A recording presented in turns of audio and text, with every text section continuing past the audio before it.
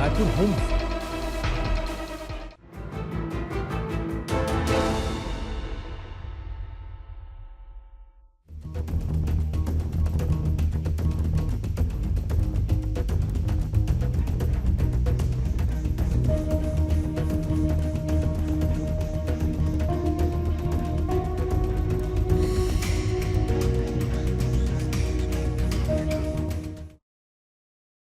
नमस्कार, आप देख रहे हैं हमारा खास कार्यक्रम बिग स्टोरी। मैं हूं आपके साथ प्रथा शर्मा।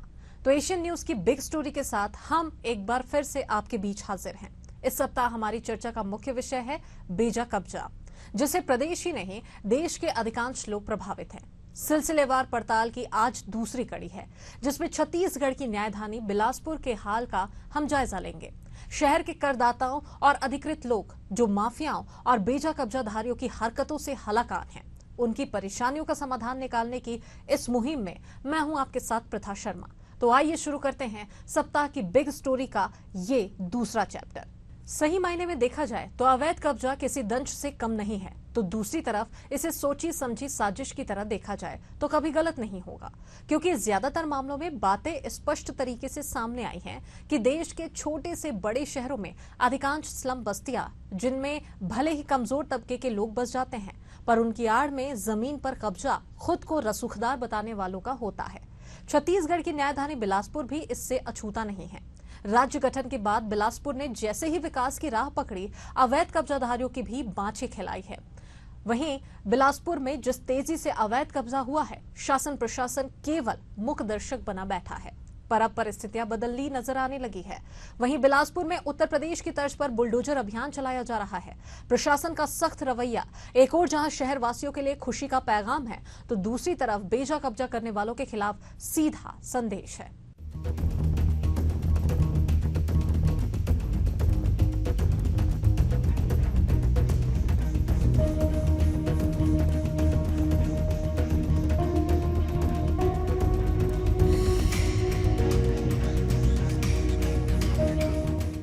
दो राय नहीं कि पूर्व में किसी भी नगर की बसाहट को लेकर योजनाएं नहीं हुआ करती थी, जिसकी वजह से आज के बड़े शहरों में भी एकरूपता नजर नहीं आती।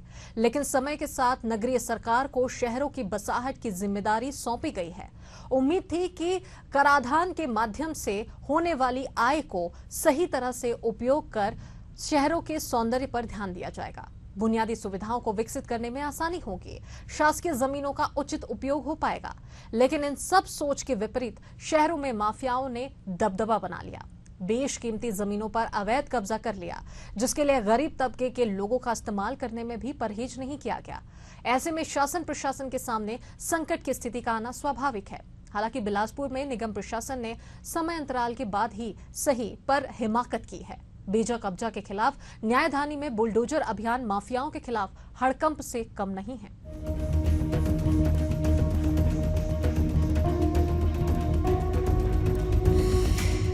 अवैध कब्जा इस शब्द के साथ ही अपनी पूंजी लगाकर भविष्य को सुरक्षित करने वालों के दिमाग में एक तरह का डर समा जाता है। गलती से संबंधित क्षेत्र का उल्लेख हो जाए तो पूरे शरीर में करंट दौड़ जाता है, ये सोचकर कि कहीं माफियाओं की बुरी नजर उनकी जमीन पर तो नहीं पड़ गई, और फिर आसपास का मामला हो तब खौफ कई गुना ज्यादा बढ़ जाता है। दिल और दिमाग में कई तरह के सवाल चलने लगते हैं। कई मामलों में सदमे की स्थिति का भी सामना करना पड़ जाता है, क्योंकि ज्यादातर लोग अनावश्यक के विवादों में नहीं पड़ना चाहते, जबकि अवैध कब्जा करने की मंशा रखने वाले जबरदस्ती की उलझने पैदा कर विवाद को जन्म देकर अपने मंसूबे को पूरा करने का जुगाड़ बना लेते हैं। छत्तीसगढ़ की न्यायधानी बिलासपुर किसी समय में सघन शहर हुआ करता था। तब क्षेत्रफल के नजरिए से जिला तो काफी बड़ा था, लेकिन शहर की आबादी कम थी। समय के साथ बिलासपुर की बसाहट बढ़ती गई, शहर के खाली जगहों पर इमारतें तनती चली गई। इस बीच कब्जाधारियों ने मौके का जमकर फायदा उठाया और निजी के साथ सरकारी जगहों पर बेजा कब्जा की जैसे रेल ही चल गई। आलम यह था कि बिलासपुर सिटी के अधिकांश हिस्सों पर बेजा कब्जा हो गया। ऐसा भी नहीं था कि इसकी जानकारी प्रशासन को नहीं थी, लेकिन तब अवैध कब्जे के खिलाफ ध्यान नहीं दिया गया, जिसकी वजह से बिलासपुर शहर का बड़ा हिस्सा अवैध कब्जे का शिकार होता चला गया। राज्य गठन के बाद बिलासपुर में अवैध कब्जा के मामलों में बाढ़ सी आ गई। जितनी तेजी से शहर को विकसित करने की कोशिश हो रही थी, उसके मुकाबले अवैध कब्जाधारियों की तादाद कहीं ज्यादा तेजी से बढ़ती गई। आलम यह है कि शहर में बेजा कब्जा की वजह से विकास की गति रुक गई। तब जाकर निगम और जिला प्रशासन का ध्यान गया कि बिलासपुर अवैध कब्जाधारियों की चपेट में आ चुका है। हद तो ये है कि सरकारी जमीनों पर भी भूमाफियाओं का कब्जा हो गया। फर्जी कागजात के जरिए ऐसे लोग सरकार को चुनौती देने से भी पीछे नहीं रहते। ऐसे में विकास की रफ्तार के पहियों का थमना स्वाभाविक है। बिलासपुर के स्मार्ट सिटी बनने की राह में अगर सबसे बड़ा रोड़ा कुछ है तो वह है यहाँ की हर गली मोहल्ले में उगाए भूमाफिया और जमीन दलाल। पुरानी अवैध बस्तियों का बेजा कब्जा भी प्रशासन को मजबूर कर रहा है। ऐसे में अब लगातार बेजा कब्जा के खिलाफ चल रही मुहिम नई उम्मीद जगाती दिख रही है। बिलासपुर में अवैध प्लॉटिंग करने वालों के हौसले बुलंद है। इसकी बानगी नजर आती है। माफियाओं ने नगर निगम की जमीन को भी नहीं छोड़ा। मोपका में प्रशासन ने निगम को उद्यान बनाने के लिए 6 हेक्टेयर जमीन आवंटित की थी। इसमें से 2 बिल्डर्स ने अवैध प्लॉटिंग करना शुरू कर दिया। इनके साथ 6 और लोगों ने मकान बना लिए। कोनी, बिरकोना, सकरी और बहतराई जैसे आउटर एरिया में भूमाफिया सक्रिय हैं। ये लोग किसानों से उनकी जमीन का सौदा करने से पहले अनुबंध करते हैं, फिर उसे छोटे छोटे भागों में विभक्त कर उसका विक्रय करते हैं। इससे जमीन दलाल बच जाते हैं और किसान और जमीन खरीदने वाले फंस जाते हैं। दलालों को जमीन बेचने वाले 32 किसानों को नगर निगम ने नोटिस जारी किया था। इनसे जवाब मांगा गया है, जिसकी अनुपलब्धता पर एक तरफा कार्रवाई की चेतावनी दी गई। ऐसे में किसानों और खरीदारों की मुश्किलें बढ़ जाती है, जबकि साजिश करने वाले अपनी जेब गरम कर साफ गोई से बचकर निकल जाते हैं। छत्तीसगढ़ की न्यायधानी में बेजा कब्जा की बाढ़ आने के बाद अब कहीं जाकर प्रशासन नींद से जाग उठा है। शहर में उत्तर प्रदेश की तर्ज पर धड़ल्ले से अवैध कब्जा के खिलाफ कार्रवाई शुरू हो चुकी है। हालांकि इस कार्रवाई की चपेट में निचले तबके के लोग भी बड़ी संख्या में आ रहे हैं, पर हकीकत ये है कि इनकी आड़ लेकर ही माफिया अपनी मंशाओं को पूरा करते हैं। मुफलिसों को बसाकर शासन प्रशासन को धोखा दिया जाता है, फिर मौका पाकर इन्हीं गरीबों को दूसरी जगह पर कब्जे की नीयत से शिफ्ट किया जाता है और पुरानी जगह को अपने कब्जे में रख लेते हैं। ऐसे कई प्रकरण शासन प्रशासन के पास भी मौजूद होंगे, लेकिन अब प्रशासन ने अवैध कब्जे पर कार्रवाई शुरू की है तो शहर वासियों को राहत मिलने लगी है। सरकारी जमीनों पे तो लोगों ने अवैध कब्जे कर रखे हुए हैं और जिला प्रशासन और निगम प्रशासन लगातार कार्रवाई कर रही है। कुछ मामलों में कोर्ट के स्टे हैं जिससे निगम और प्रशासन रुकी हुई है, लेकिन जैसे ही कोर्ट से उनके निर्णय हो रहे हैं और वे जनहित में अपने काम लेते हुए उन अवैध कब्जों को तोड़ते जा रहे हैं। लेकिन बरसात का जिस हिसाब से मौसम है, अवैध कब्जेधारियों के लिए भी एक गलत प्रयास है कि उनके लिए भी एक जीवन यापन में या पुनर्स्थापन में उनको भी दिक्कत आती है। तो निगम प्रशासन या जिला प्रशासन ये कार्रवाई करे कि बरसात के दिनों को छोड़ के उन पर कार्रवाई कर सके। कब्जे जो हो चुके हैं उनके लिए उठाना भी एक बड़ी समस्या है। कई लोग ऐसे हैं कि वर्षों से उस पर जमे हुए हैं। निगम के लिए वो भी एक बड़ा काम है कि उनको उठाना। इसे और जनहित में आज रोड पे ट्रैफिक की सबसे बड़ी समस्या है और स्मार्ट सिटी बनने की ओर अग्रसर है और लोग अवैध कब्जे करते जा रहे हैं। निगम के लिए एक सबसे बड़ा सिरदर्द है कि जो अवैध कब्जे उनको उठाने की। सही है, लेकिन 10 साल पीछे चल रहा है शहर। जो काम 10 साल पहले होना चाहिए था और राजनीतिक कारण से 10 साल स्लो कर रहे हैं। अभी भी मतलब 35-40% ही काम कर पा रहे हैं लोग बेचे कब्जे में, जब कम से कम 70-75% बेचे कब्जे हटाने चाहिए। 30 तो खैर नहीं हटा पाएंगे ये, इस कारण ये शहर थोड़ा पीछे चल रहा है। क्या वजह है कि इतने सालों तक ये कब्जे में था? क्या किसी का ध्यान नहीं था? क्या निगम को ध्यान सब था, इच्छा शक्ति नहीं थी नेताओं की, ऑफिसरों की। ऑफिसरों को तो खैर बोलना ही बेकार है, जब तक ऊपर से दबाव ना हो तो कर ही नहीं पाएंगे। अभी जो कार्रवाई आ रही है उसको कैसे देखते हैं? अच्छा, क्या विकास की दिशा में आम रच रहा है? बिल्कुल रच रहा है, प्रोग्रेस तो है, प्रोग्रेस है, लेकिन बहुत धीमी गति प्रोग्रेस है, जिसको थोड़ा फास्ट करना चाहिए। क्या है, शहर का धीरे धीरे विकास हो रहा है। शहर विकास में ये है कि जहाँ जो बेजा कब्जा लग रहा है उसको हटाया जा रहा है, जो कि निगम विकास में या बिलासपुर के विकास में जो रोड़ा आ रहा है। लेकिन हम ये नहीं चाहते कि किसी की घर उजड़े है, बरसात की समय है। हम चाहते हैं अगर किसी के घर उजाड़ा जा रहा है तो उसको अच्छा जगह में बसाया जाए। किसी व्यापारी का अगर दुकान टूट रहा है तो पहले उनकी दुकान की व्यवस्था किया जाए, या उसमें कॉम्प्लेक्स बन रहा है तो उनको पहली प्राथमिकता दिया जाए। उसको लोग सालों से कई साल से 2 पीढ़ी 3 पीढ़ी से सब व्यापार कर रहे हैं, तो हम चाहते हैं कि विकास तो होना चाहिए, विकास में कहीं कोई दिक्कत नहीं है, लेकिन यह है जिनका दुकान टूटा है, मकान टूट रहा है, उनको पहले मकान का व्यवस्था होना चाहिए। क्या है, बीजेपी की सरकार जब से आई है काम कुछ नहीं हो रहा है, सिर्फ साय की सरकार है, बुलडोजर चला रहे हैं, लोगों का घर तोड़ रहे हैं और व्यवस्थापन कहीं कुछ कर नहीं रहे हैं। और आज शहर की स्थिति देखिए, आज शहर की स्थिति इतना बदतर स्थिति है कि जो लगातार लाइट बंद हो रहा है, लाइट से ही सारा चीज व्यापार संचालित है आज के समय में।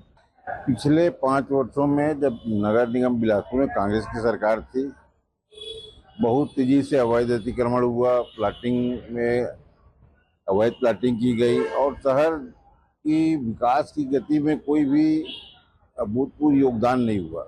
लेकिन पिछले 6 महीने से भारतीय जनता पार्टी की सरकार आई है और जब से भारतीय जनता पार्टी की सरकार आई है तब से अवैध प्लाटिंग के ऊपर पूरी रोक लगाई गई है। जितने भी अवैध रूप से निर्माण किए जा रहे हैं उन निर्माण पे भी काफ़ी बड़े स्तर पर उस पर कार्रवाई की गई है।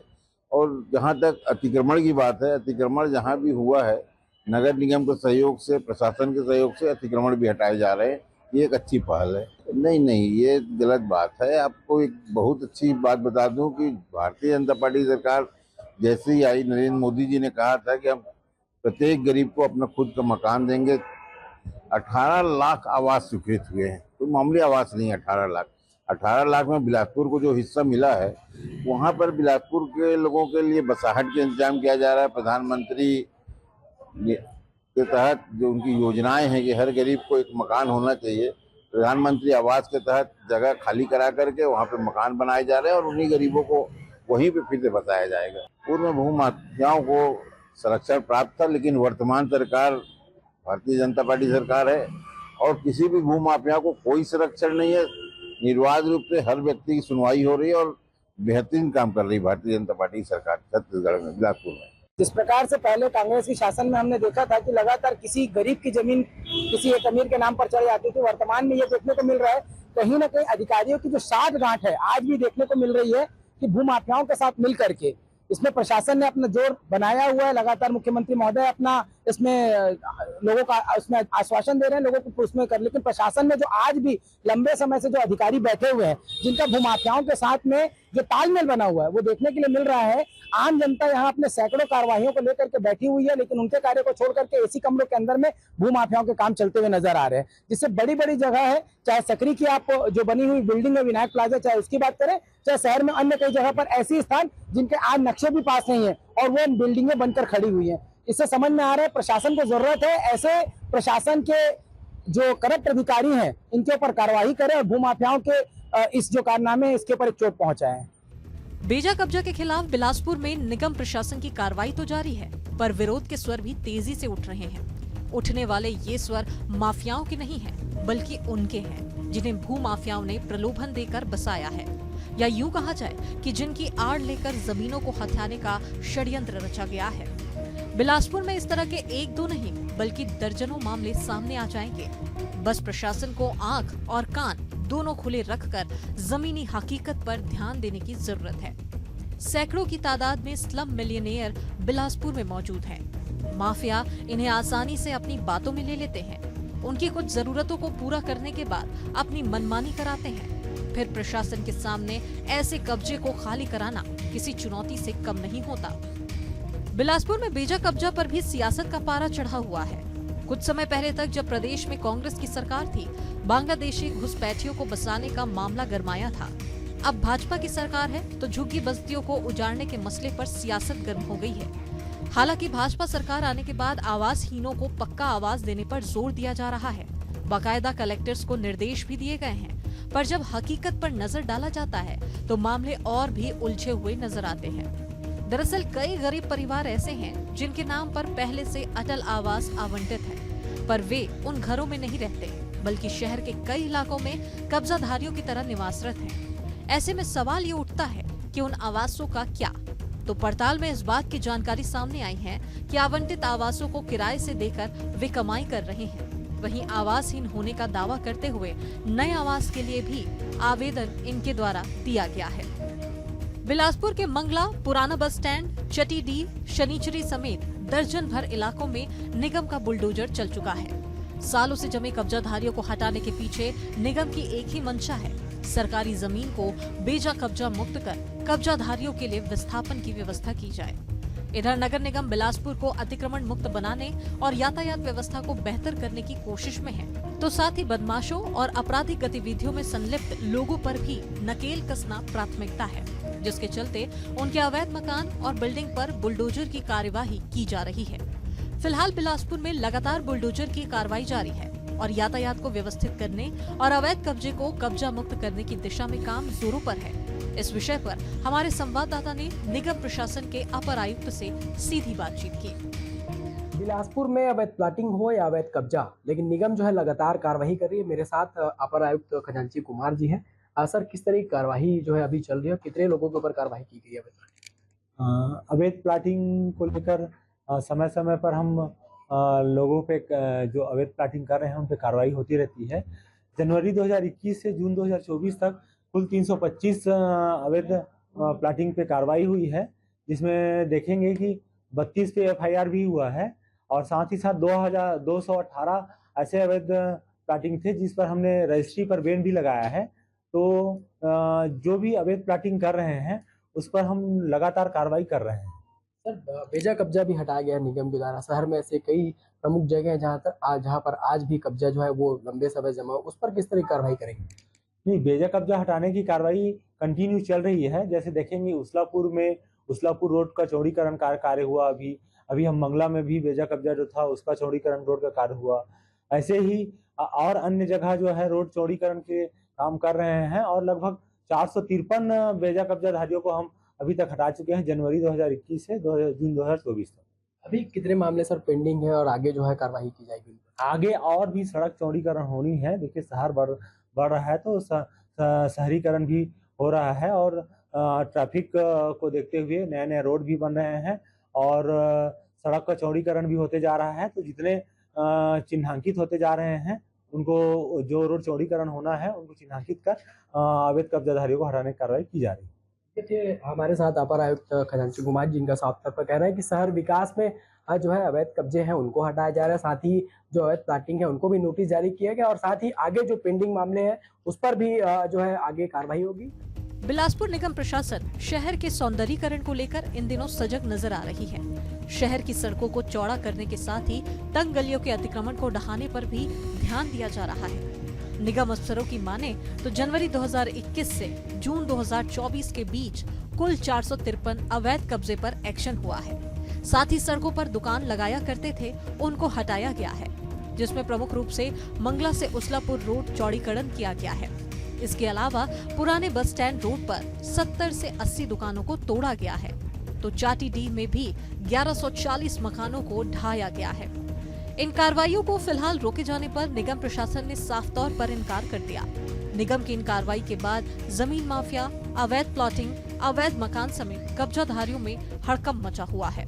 लेकिन सवाल है कि आखिर कब तक? अवैध कब्जा, विकास की धीमी रफ्तार, बेलगाम भ्रष्टाचार को लेकर छत्तीसगढ़ की न्यायधानी लगातार चर्चा में रहती है। इसके साथ ही घुसपैठियों की बसाहट को लेकर भी बिलासपुर चर्चा में रहा है। तो अब इन चर्चाओं पर विराम लग गया है। वर्तमान समय में बिलासपुर बुलडोजर कार्रवाई को लेकर चर्चा में है। निगम प्रशासन ने ये तो स्पष्ट कर दिया है कि उनकी कार्रवाई पर विराम फिलहाल तो नहीं लगेगा, लेकिन सवाल तो यही है कि कार्रवाई केवल उन्हीं अतिक्रमणकारियों के खिलाफ होगी जो अपनी रोजी रोटी चला रहे थे, जिनके पास रहने की व्यवस्था नहीं है, या फिर साजिश के तहत कब्जा करने वालों के खिलाफ भी किसी तरह की कार्रवाई होगी। नया प्रदेश बना तो फिर जमीन की कीमत आसमान छूने लगी। यही कारण है कि सारे बाहुबली इसी कारोबार में लिप्त हो गए। आधा शहर अवैध कब्जे के साए में है, चाहे वो बाजार हो या बस्तियां। अगर बिलासपुर को सचमुच व्यवस्थित करना है तो ईमानदार कोशिश के साथ बिना चेहरा देखे इसी तरह हटाना होगा, तभी प्रदेश का यह दूसरा सबसे बड़ा शहर अपनी गरिमा लौटा पाएगा।